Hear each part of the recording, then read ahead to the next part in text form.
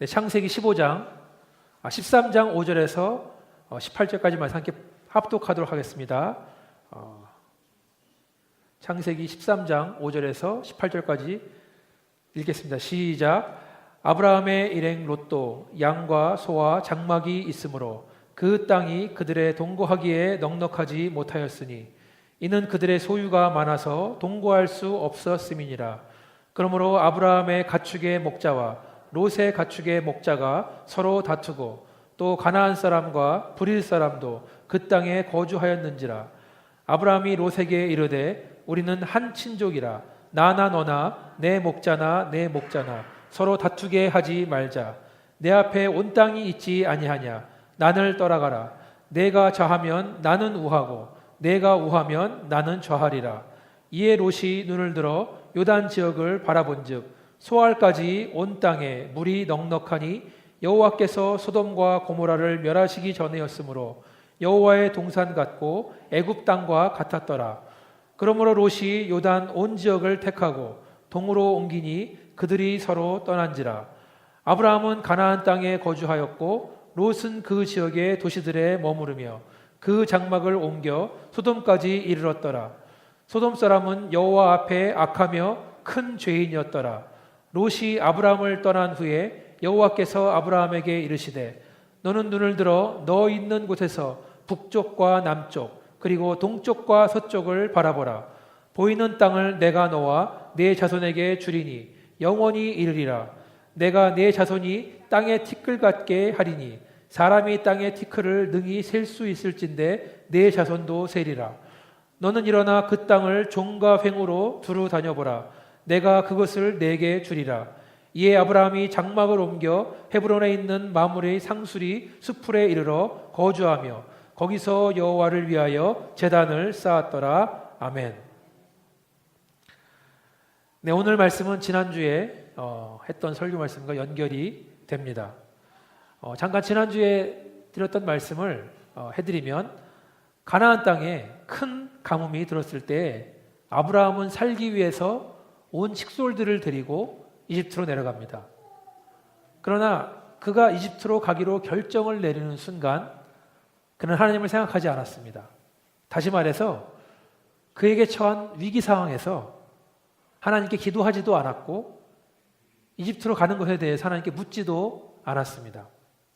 그는 살기 위해서 이집트로 갔지만 자기 아내 사라의 아름다움 때문에 내가 죽을 수도 있겠구나 생각을 합니다. 그래서 이집트 사람들에게는 자기의 아내인 사라를 내 동생이다 라고 속입니다. 그리고 그 일은 걷잡을 수 없게 커져서 결국에는 자기의 아내를 이집트의 왕 바로의 궁전에 두고 오게 되는 상황이 이르게 됩니다. 하나님께 물어보지도 않고 기도하지도 않고 마음대로 결정을 내렸기 때문에 이렇게 최악의 상황까지 오게 되었습니다. 그런데 하나님께서는 놀라운 방법으로 이 사건에 개입하십니다. 하나님은 아브라함이 아닌 바로 왕의 꿈에 나타나서 사라를 아내 삼으려고 마음먹은 것 하나만 가지고 아직 결혼도 안 했어요. 그것 때문에 내가 너희 집안에 큰 벌을 내리겠다. 그래서 그 꿈에서 깨어난 바로는 당장에 아브라함을 불러서 당신의 아내를 데리고 가시오. 당장 이집트를 떠나주시오. 부탁을 합니다. 바로는 또 아브라함을 그냥 보내지 않았어요. 주었던 선물, 양과 소와 염소와 남녀 종들과 귀한 보석들을 다 그대로 가지고 가라고 보냅니다. 가나안 땅을 돌려보냅니다. 그리고 이 일이 있은 다음에 아이러니하게도 아브라함은 큰 부자가 됐다라고 성경은 말하고 있어요. 여기까지가 지난주에 나눴던 성경 말씀입니다. 그렇게 가나안 땅으로 돌아온 아브라함에게 고난은 아직 끝나지 않았습니다. 왜냐하면 가나안 땅에는 아직까지 큰 가뭄이 있기 때문에. 자, 유목민들, 양을 치고 소를 치는 유목민에게는 가뭄이 큰 시련입니다. 가축을 먹일 풀이 없고 마시게 할 물이 부족합니다. 그래서 오늘 말씀 5절을 보니까 이렇게 나와 있어요. 아브라함이 큰 부자가 됐는데 그의 조카 롯도 양과 소와 장막이 있었다. 조카도 아브라함처럼 큰 부자가 됐다는 말입니다. 부자가 되는 것은 참 좋은 것입니다. 그런데 가진 것이 많아지면서 문제가 발생을 합니다. 아브라함의 종들과 롯의 종들이 좁은 땅, 부족한 물을 놓고 종종 싸우는 거예요. 내가 먼저 왔다, 네가 먼저 왔다. 그래서 결국에는 이 불화가 커지니까 아브라함은 롯과 이 문제에 대해서 중대한 결정을 내야 되는 상황에 임했습니다. 자, 오늘 설교 제목은 잘못된 결정입니다. 잘못된 결정. 잘못된 결정을 오늘 내리는 그 주인공은 아브라함이 아니에요. 잘못된 결정을 내린 사람은 그의 조카 롯이었습니다. 자, 롯은 이제 가진 것도 많아졌습니다. 그리고 삼촌 아브라함의 양보로 인해서 자기가 원하는 땅을 얻을 수 있는 기회를 만나게 됩니다. 이때 내리는 결정에 의해서 롯은 앞으로 잘 살 수도 있고 아니면 인생에 있어서 큰 오점을 남길 수 있는 실수를 저지를 수 있는 기로에 서 있는 것입니다. 1920년대 미국에서 했던 이야기입니다. 어떤 사업가가 있었는데 그 사업가가 하던 모든 사업이 쫄딱 망했습니다. 그래서 큰 공경에 처했습니다. 정상적인 방법으로는 빚을 갚을 수가 없어요. 그래서 그는 최후의 방법을 쓰기로 합니다. 그것은 뭐냐면 사기를 치는 거였습니다. 그럼 먼저 가짜 명함을 만들고 가짜 주소를 가지고 유령 회사를 세웁니다. 그리고 여러 대 전화기를 가져다 놓고 마치 진짜 사무실이 있는 것처럼 꾸밉니다. 워낙 유명한 이야기이기 때문에 어쩌면 어떤 분은 영화로 봤을지 모르겠습니다. 그리고 그는 아주 복잡한 수학적인 계산 방법을 가지고 투자자들에게 자기 회사에 투자만 하면 45일 안에 투자금의 50%의 이익금을 주겠다. 90일이 되면 100%의 수익금을 주는 기회를 주겠다. 그런 가짜 공식을 아주 그럴듯하게 만들어서 대대적으로 홍보를 합니다. 조금만 생각을 해봐도 이 공식이 틀렸다. 말도 안 된다는 걸 알 수 있는데 경제적으로 어려움을 겪고 있는 사람들은 이 남자의 말에 혹했습니다. 그리고 나도 투자하겠다고 하고 달려들어서 투자자들이 기하급수적으로 늘어나기 시작합니다. 이 남자는 나중에 돈을 들고 온 투자자의 돈을 가지고 먼저 온 사람을 주는 방법으로 계속 그런 식으로 해다가 이 사기 행각은 1년이 지나서 밝혀져 갖고 이제 일이 터졌다 그럽니다. 이 사람이 사기를 치는 동안에 8개월 동안에 은행이 5개가 파산을 했어요. 이 사람 믿고 돈 빌려줬다가 그리고 약 1920년대 2억 불이 넘는 돈이 증발해 버렸습니다.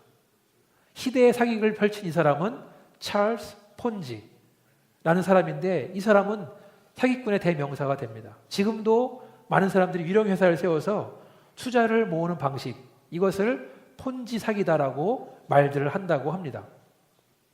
이 사람이 성공적으로 사기를 칠 수 있는 방법은 모든 인간이 가지고 있는 탐욕을 이용하는 것입니다.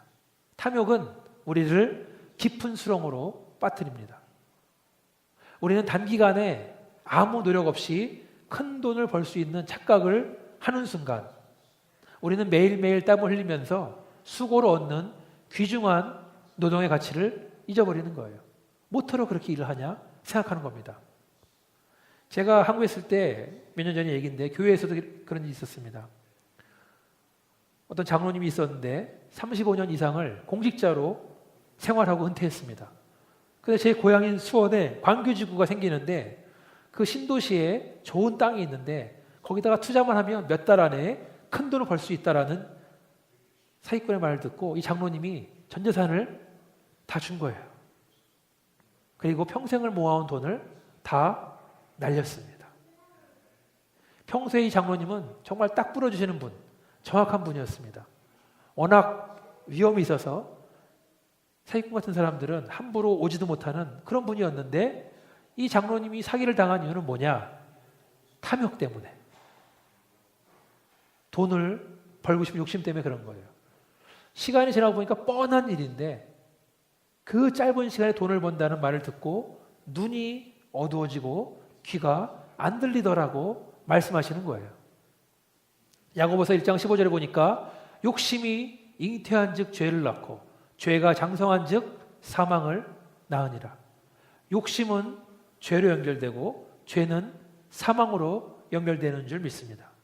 다시 본문으로 돌아와서 자, 아브라함은 그의 일찍 죽은 형 하란의 아들 롯을 어렸을 때부터 데리고 다녔어요. 그래서 아브라함이 하나님의 명령으로 이 광야로 나올 때에도 자기의 조카 롯을 데리고 나옵니다. 그리고 롯은 아브라함이 한 걸음 한 걸음 걸어간 그 믿음의 여정에 동참하면서 하나님이 어떻게 아브라함에 복을 주시는지를 바라보는 겁니다. 하나님의 사람 아브라함만 따라다니는 것만 해도, 삼촌만 따라가는 것만 해도 하나님의 축복을 간접을 경험하는 거예요. 이미 롯도 부자가 됐습니다. 자꾸 롯도 그러니까 좀 그런데 발음이. 롯이 부자가 됐어요. 이미 삼촌을 따라가다 보니까. 문제는 아직까지 그들이 살고 있는 땅의 가뭄이 끝나지 않았다는 겁니다. 그래서 두 대가족이 살기에는 너무 제한적이다라는 겁니다. 그 땅이. 양과 소와 염소떼를 거느린 아브라함의 종들과 롯의 종들이 자꾸 싸우는 거, 주먹 다짐을 하고 다치기도 하고 막 그러는 겁니다. 아까 말씀드렸지만 한편으로 볼 때에는 가진 게 많아졌기 때문에 불편한 것도 많아졌다는 것이에요. 가진 것이 많은 건 한편으로 좋은 일이지만 한편으로는 힘든 일입니다. 안 가져서 모르겠는데요 라고 말해도 할 말이 없지만, 그러나 아브라함은 이 사태를 바라보면서 드디어 내 사랑하는 조카 롯과 헤어질 때가 됐구나 생각을 합니다. 함께 오랜 시간 동안 동고동락했던 사이인데 목초지와 우물 때문에 자기들의 종들이 싸우는 걸 보고 마음이 불편한 거예요.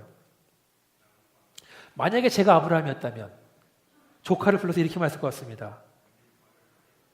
야, 니네 아버지 돌아가셔갖고 갈 데 없는 너를, 고아를 내가 데려다가 이렇게 키워주고 부자를 만들어줬는데 이제 네가 떠날 때가 된 것 같다. 너도 알다시피 이 땅에 가뭄이 들어서 우리가 사는 땅은 너무 좁다. 그리고 이 땅은 하나님이 나한테만 준 땅이다. 내가 집안 어른이고 너는 한참 아래니까 넌 내 말을 들어야 된다. 여기는 내가 살기도 부족하니까 너는 멀리 떠나라. 최대한 멀리 떠나라. 저 같으면 이렇게 말했을 것 같아요. 어떻습니까? 집안에 하나씩 있는 못된 삼촌 같지 않습니까? 자기 이익을 위해서라면 절대로 손해보지 않기 위해서 자기 나이를 가지고 집안 서열을 가지고 자기 힘을 사용하는 분들 많이 봤습니다. 그러나 아브라함은 그렇게 하지 않았습니다. 오히려 아브라함은 조카 롯에게 먼저 선택할 기회를 줍니다. 네가 왼쪽을 정하면 내가 오른쪽을 가겠다. 네가 오른쪽을 정하면 내가 왼쪽을 택하겠다라고 말하는 겁니다. 자, 사랑하는 여러분, 아브라함이 롯에게 선택권을 맡겼다는 것은 아브라함에게는 선택할 권리가 없다는 겁니다. 아브라함은 롯을 위해서 자기의 권력을 행사하는 것을 포기합니다. 아브라함은 가족의 갈등 대신에 화합을 택합니다. 갈등 대신에 사랑을 택합니다. 그는 자기의 조카 롯이 잘 되기를 바라는 사람이에요. 롯이 잘 살게 되기를 진심으로 바라는 사람입니다. 아마도 하나님께 롯을 위해서 기도도 많이 했을 것입니다. 그런데 여러분, 이렇게 큰 사랑과 은혜를 받은 롯은 어떻게 했습니까? 아브라함이 하는 말을 곧이곧대로 받아들입니다. 만약에 롯이 감사할 줄 아는 사람이었다면, 제대로 된 사람이었다면 그의 반응은 달랐어야 된다라고 저는 생각합니다. 예를 들어서 삼촌, 그게 무슨 말씀이십니까? 삼촌이야말로 어려서 아버지를 잃은 저한테 저를 받아주시고 이렇게 잘 키워주지 않았습니까? 제가 삼촌께 받은 사랑과 은혜가 이렇게 큰데 어떻게 감히 먼저 좋은 땅을 가겠습니까? 삼촌이 먼저 택하시는 것이 옳습니다. 저는 나머지 땅을 가겠습니다. 이게 옳은 거죠. 그렇죠? 그런데 롯은 그렇게 하지 않았습니다. 롯은 눈을 들어서 요단 지역을 바라봅니다. 오늘 본문의 10절 이하를 보시니까 이렇게 나와 있습니다. 그곳은 온 땅에 물이 넉넉한 곳이었다. 지금 가뭄인데 물이 넉넉한 겁니다. 지금은 큰 가뭄이 있는 땅인데 그곳은 비옥한 땅이란 말입니다. 또 그곳은 마치 여호와의 동산과 같았다. 너무나 그 지역이 아름다워서 에덴 동산 같았다는 겁니다. 또 그곳은 애굽, 이집트와도 같았다. 사람들이 많이 살고 갈 데가 많고 먹을 데도 많고 재밌는 것도 많고 바로 그 땅을 롯이 택하는 것입니다. 만약에 부동산을 하는 사람이라면 좋은 땅을 감각적으로 고르는 사람이라면 전문가라면 당장 이곳을 택했을 것입니다. 길 가는 사람 10명한테 맞고 물어봐도 일로 이사해라 조언해 줄 만큼 이 땅은 좋은 땅이었습니다. 그러나 사랑하는 여러분, 아브라함이 볼 때 이 땅은 별로 좋은 땅이 아니었습니다. 왜 그렇습니까? 아브라함이 하나님 만나기 전에 살던 곳, 그 땅은 아주 유명한 메소포타미아, 인류 문명의 발상 중에 하나인 곳. 그곳은 아주 비옥한 땅이고 물도 넉넉한 곳이었습니다. 살기 좋기 때문에 도시가 발달하고 많은 사람들이 모여서 살았습니다. 먹을 것도 많고 즐길 것도 많고 신기한 것도 많은 곳이었습니다. 동시에 사람들이 많이 모이니까 각종 종교들도 많이 있는 곳, 사람들이 타락한 땅이었습니다. 지난주에 말씀드렸던 이집트도 마찬가지입니다. 이집트야말로 나일강을 중심으로 해서 아주 비옥한 땅이고 물도 쉽게 구할 수 있습니다. 그러나 사랑하는 여러분, 하나님께서는 아브라함이 이런 대도시에서 사는 것을 원치 않으셨습니다. 하나님은 아브라함이 그에게 허락한 약속의 땅에서 머물기를 바랬습니다. 그래서 아브라함에게는 그곳이 아무리 살기 좋고 물이 많고 에덴 동산 같고 이집트와 같다 할지라도 별로 매력을 느끼지 못하는 땅이었다.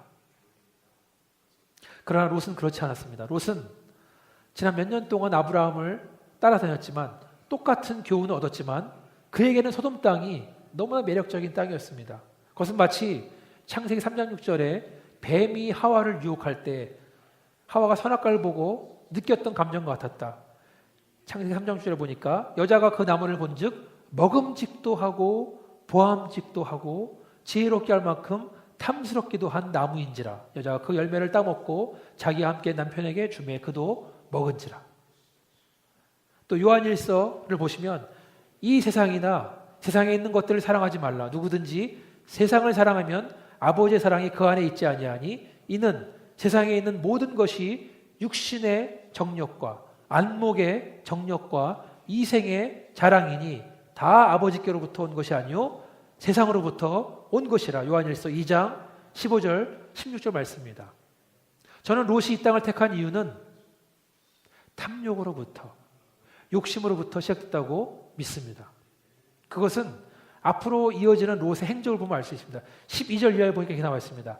아브라함은 가나안 땅에 머물었는데 남아 있었는데 롯은 요단 지역의 도시들로 그 사이에 머물면서 장막을 점점 옮겨서 소돔까지 이르렀다. 그리고 13절을 보시면 소돔은 하나님 앞에 악해서 큰 죄인이었다고 말하고 있습니다. 롯은 장막, 즉 텐트를 치면서 이동을 했는데 점점 도시로 들어가는 거예요.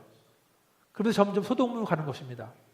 결국에는 장막 생활을, 텐트 생활을 청산하고 소돔에서 살 집을 구하고 뿌리를 내리고 살았다라는 거예요. 자, 그렇게 소돔으로 이사한 롯은 행복한 삶을 살았습니까? 처음에는 신기한 것도 많고 재밌는 것도 많고 좋아했을 수 있습니다. 그러나 오늘 본문의 그 다음 장인 14장으로 넘어가면 소돔 땅에 전쟁이 일어납니다. 그래서 어떻게 되냐면 12절을 보니 14장 12절을 보니까 소돔에 거주하는 아브라함 조카 롯도 사로잡고 그 재물까지 노력하여 갔더라. 왕들이 전쟁을 일으켰는데 소돔에 와서 롯도 잡아가고 가족도 잡아가고 온 재물을 다 뺏겼다. 그래서 아브라함이 어떻게 합니까? 그 소문을 듣고 자기 집안에 있는 300명의 남자를 데리고 와서 그 왕들과 싸운 다음에 그 롯도 구하고 가족도 구하고 모든 재물도 다 찾아옵니다. 아브라함은 자기를 떠난 조카 롯을 위해서 자기 목숨 아까워하지 않고 전쟁 속으로 그를 구하러 갔다는 말씀입니다. 그렇게 전쟁을 치렀으면 포로 생활을 했으면 롯이 배우는 게 있어야 되는데 롯은 그래도 소돔을 떠나지 않고 남았더라. 또 그 다음에 무슨 일이 생깁니까? 소돔이 너무나 악해서 하나님께서는 소돔을 멸망시킬 계획을 세우십니다. 창세기 19장은 하나님께서 소돔을 멸하시기 전에 천사를 보내서 그 아브라함의 조카 롯을 구하는 장면이 나옵니다. 그러니까 19장을 보니까 이미 롯은 소돔에서 정착을 해서 잘 살고 있는 거예요. 그에게 두 딸이 있었는데 그 두 딸은 이미 소돔에 있는 남자들과 약혼을 한 사이였습니다. 그러니까 거기에서 붙들려 살고 있는 것입니다. 소돔으로 이사한 후에 롯의 인생과 가나안 땅에 남은 아브라함의 인생은 너무나 다른 인생이 돼버렸다는 말씀입니다. 자, 그러면 롯은 소돔에서 행복한 삶을 살고 있었는가? 평안한 삶을 살고 있었는가? 오늘 제가 주보에 드린 베드로후서 2장 말씀 보면 이렇게 나와 있습니다. 소돔에 있는 롯의 심령이 나와 있는데 제가 읽어드리겠습니다. 소돔과 고모라 성을 멸망하기로 정하며 재가 되게 하사 후에 경건하지 아니한 자들에게 본을 삼으셨으며 무법한 자들의 음란한 행실로 말미암아 고통당하는 의로운 롯을 건지셨으니, 자, 뭐라고 나왔냐면 무법한 자들의 음란한 행실로 말미암아 고통을 당하는 의로운 롯, 이는 이 의인이 그들 중에 거하여 날마다 저 불법한 행실을 보고 들으므로 그 의로운 심령이 상했다. 베드로후서 2장 6절에서 8절 말씀이에요. 자, 롯은 소돔에 살면서 불법을 저지른 자들, 또 음란한 행실 때문에 고통을 당했다고 나와 있어요. 왜 고통을 당합니까? 의인이기 때문에. 의인의 몸으로 소돔에 살기 때문에 그랬다는 거예요. 아브라함 함께 광야에 살 때에는 이런 갈등이 없었습니다. 이런 심령의 상함이 없었습니다. 그런데 그 의인이 소돔에 살다 보니까 눈으로 보고 귀로 듣는 것이 다 그들의 음란한 것과 불법이었다. 그것이 롯의 의로운 심령을 상하게 했다라는 것입니다. 롯은 소돔에 살고 있는 유일한 의인 한 사람이었습니다. 창세기 18장에서 아브라함은 하나님께 소돔을 멸망하신다는, 심판한다는 얘기를 듣고 하나님께 기도합니다. 심판하지 말아달라고. 어떻게 말하냐 하면, 잘 들어보세요. 하나님이, 아브라함이 만약에 소돔에 의인이 50명이 있다면 심판하시겠습니까?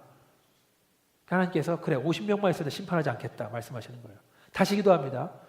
소돔의 의인이 45명만 있어도 심판하시겠습니까? 그곳에 45명 있어도 심판하지 않겠다. 다시 묻습니다. 40명이 있어 심판하시겠습니까? 30명, 20명, 10명, 10명이 있어도 심판하시겠습니까? 묻습니다. 하나님은 다 기도를 들어주세요. 40명? 오케이. 심판하지 않겠다. 30명? 그래. 심판하지 않겠다. 20명? 그래. 20명만 있어도 심판하지 않겠다. 10명? 그래. 소돔에 의인 10명만 있어도 내가 심판하지 않겠다.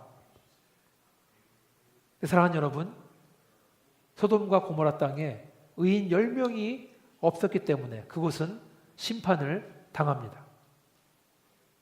그 성에는 의인이라고는 롯 한 사람밖에는 없었습니다. 그리고 롯은 그곳에서 행복한 삶, 평안한 삶을 살지 못했습니다.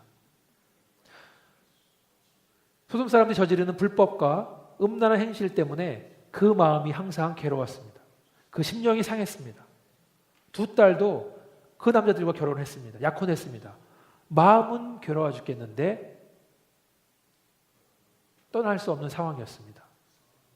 이대로 살다가는 하나님 심판까지 받게 되는 상황이었다. 그것은 그가 한 번 내렸던 결정, 소돔에 가서 살기로 작정한 때로부터 비극은 시작됩니다. 그러니까 여러분 이사 가실 때 좋은 데로 이사 가시길 바라겠습니다. 교회에 가까운 데로 이사하십시오. 그러나 아브라함은 달랐습니다. 그가 롯에게 땅을 결정하라고 결정을 내주었을 때는 너무나 무력한 것 같고 많은 손해를 보는 것 같지만 그가 그렇게 양보하기까지에는 하나님을 향한 믿음이 있었다. 오늘 본문의 14절 이하를 보니까 롯이 아브라함을 떠난 후에 여호와께서 아브라함에게 이르시되 너는 눈을 들어 너 있는 곳에서 북쪽과 남쪽 그리고 동쪽과 서쪽을 바라봐라. 보이는 땅을 내가 너와 내 자손에게 주리니 영원히 이르리라.